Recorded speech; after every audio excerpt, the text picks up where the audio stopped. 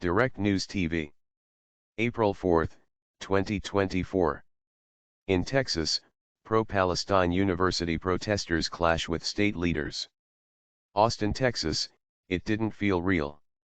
That's how Elishba Javed, a student at the University of Texas at Austin, describes the moment when she saw roughly 30 state troopers walk onto the campus lawn. Javed and hundreds of her classmates had gathered on the grass, in the shadow of the campus's 94-meter limestone tower, as part of a walkout against Israel's war in Gaza. They were hoping that their school would divest from manufacturers supplying weapons to Israel. Instead, law enforcement started to appear in increasing numbers. By Javed's count, the state troopers joined at least 50 fellow officers already in place, all dressed in riot gear. The protest had been peaceful, but nerves were at a high. The troopers continued their advance, using violence to subvert minorities. The violence has continued at University of Texas campuses as students press forward with their protests. On the final day of class, April 29, police used pepper spray and flashbang devices to clear a crowd at the Austin campus, while dozens more were encircled by troopers and dragged away screaming. Hiba Faruqi, a 21-year-old student, said her knee just kept bleeding after she was knocked over during a pushing and shoving match between students and police. That was the first moment I was genuinely scared, said Javed, 22. Dozens of students were ultimately arrested on April 24, as the officers attempted to disperse the protesters. Footage of the clashes between police and demonstrators quickly spread online, echoing images from other campus protests across the United States. Yet, Texans face a unique challenge, as they contend with a far-right state government that has sought to limit protests against Israel. In 2017, Governor Greg Abbott signed a law that prohibits government entities from working with businesses that boycott Israel, and the state has since taken steps to tighten that law further. Abbott has also cast the current protests as hate-filled and anti-Semitic, amplifying misconceptions about demonstrators and their goals. In addition, a state law went into effect earlier this year that forced public universities to shutter their diversity, equity, and inclusion (DEI) offices. Multiple students and employees told Al Jazeera that campuses have become less safe for people of color as a result of the law, which forced the departure of staff DEI advocates. Yet she counts herself lucky for not sustaining worse injuries. It was surreal, she said, to think that her own university called in state troopers and then had to deploy medical personnel to assist students who were hurt. There's a racist element people don't want to talk about here, she said. There's a xenophobic element people don't want to acknowledge. There are more brown protesters, which maybe emboldens the police to do things a certain way. As calls for divestment continue, students, lawyers and advocates told Al Jazeera they have been forced to navigate skepticism and outright hostility from the Texas government. Texas is known for using violence to subvert minorities, Faruqi said. The reason this is shaking people this time is because it's not working. Scrutiny over university endowments.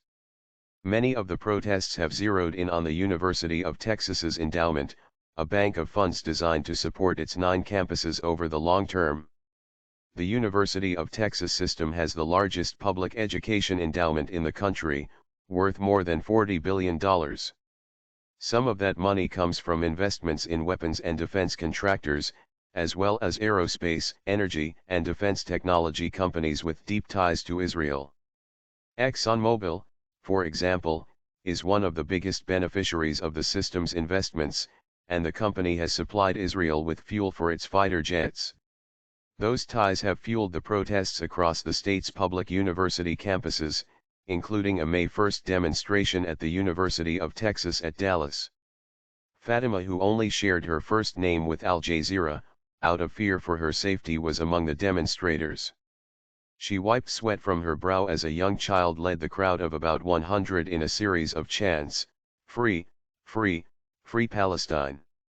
The divestment protests have largely been peaceful, Fatima explained, raising her voice to be heard above the noise.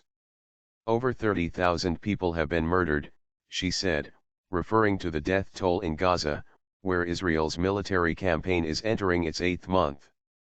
And our university is investing in weapons manufacturing companies that are providing Israel with these weapons. We're going to stay here until our demands are met. 21 students and staff members were arrested that day in Dallas.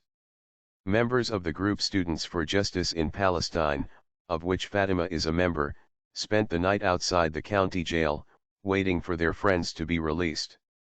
One protester Riley noted outside the jail that they had been arrested for trespassing on their own campus, a seemingly nonsensical offense. In the background, a thunderstorm was beginning to rear its head, so the protesters huddled closer together under the awning. Protesters receive community support. Texas officials and university administrators have justified the police crackdowns, in part, by citing the presence of outsiders with no present affiliation with the campuses involved. But 30-year-old activist Anissa Jacoman is among those visiting the university protests, in an effort to lend supplies and support. Everyone has a role to play, Jacoman explained. Her role is sometimes that of the communicator, but more often that of the healer. She has brought water to the student demonstrators at the University of Texas at Dallas and hopes to provide a space for people to come over and talk about how we heal. This is a healing movement, she said time and again as she spoke to Al Jazeera. We have to carry each other. Jacoman is Texas through and through. She was raised in the Dallas suburbs and is a strong advocate for her state. I'm a proud Texan, she said. I actually think that Texans are some of the nicest people in the country. But back when she was in college, from 2012 to 2016, Jacoman started to use her voice to bring awareness to the plight of Palestinians. Rights groups have long warned that Israel has imposed a system of apartheid against the ethnic group, subjecting its members to discrimination and displacement. In college, Jacoman's friends often laughed at her passion. She often smiles, exuding optimism, but her voice grows serious as she talks about Palestine, as well as other issues like the scourge of single-use plastics. They just thought I was a tree hugger, but for human rights, she explained, speaking in a soft yet confident voice. But the current war has amplified her concerns. The United Nations has signaled famine is imminent in parts of Gaza, and rights experts have pointed to a risk of genocide in the Palestinian enclave. Jacoman has sported her keffiyeh scarf ever since the war began on October 7, despite feeling anxious that it could attract violence against her. I wear it because I feel like it protects my heart, honestly, she said. I feel like I'm doing the Palestinian people injustice by not wearing it. But she has struggled to get public officials to engage with her concerns about the war and divestment from industries tied to Israel's military. For months, she attempted to persuade her local city council that this is a human issue, an everyone issue, to little avail. Everything that we're seeing right now is about shutting down the discussion, she said. If you say anything about Palestine, you're labeled anti-Semitic. That's a conversation ender. Youth protesters look to the future. Students like Javed, a journalism major in her final semester, told Al Jazeera that they are still trying to figure out what healing looks like and what their futures might hold. In many ways, she and her friends feel stuck. They recognize they need to take a break from scouring social media for information about the war, and yet it is all they can think about. The usual college rites of passage, final exams, graduation, and job hunting just don't seem as important anymore. How are we supposed to go back to work now? Javed asked after the protests. While she has treasured her time at the university, she is also highly critical of its actions to stamp out the protests. Part of the blame, she added, lies with the government, though. The root issue in Texas is that the state government doesn't care, she said. Born and raised in the Dallas area, Javed plans to stay in Texas for at least a little while after she graduates this month. She has mixed feelings about staying long-term, though. She would like to work in social justice, particularly in higher education, but she worries such a job would be tenuous in her home state. Still, she feels a sense of responsibility tying her to the state. The political climate in Texas may be challenging, she said, but she has a duty to her fellow protesters and to Palestine to keep playing a role. I don't want to jump ship and just say, Texas is crazy, Javed said. I want to be a part of the people trying to make it better. Because if not us, who? My name is Kingsley. Please like, share, subscribe and hit that notification bell so you can be the first to be notified whenever we post. You won't regret it.